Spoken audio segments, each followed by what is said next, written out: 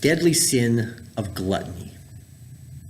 Closely related to greed, perhaps most easily described as greed in action.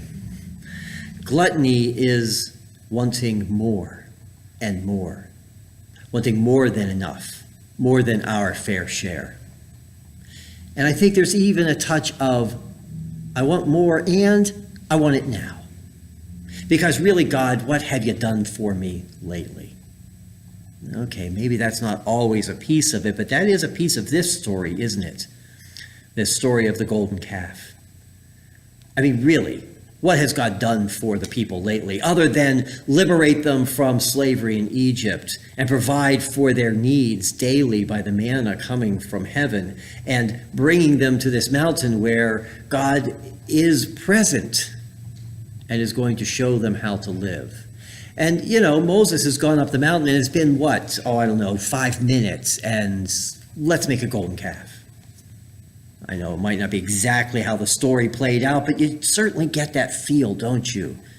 That here are the people trusting in what is in front of them, not in what they cannot see.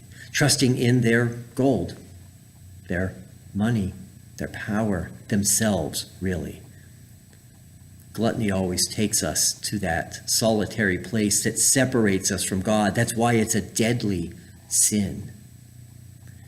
And to balance it, we need moderation. We need the manna in the wilderness, that just enough stuff every day, trusting God to provide. And when the day of Sabbath comes, knowing that it will work double time because we can rest.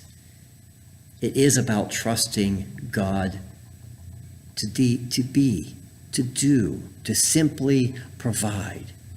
So maybe our prayers need to shift from asking God to provide for us or even providing for others, because God always does that, whether we pray or not.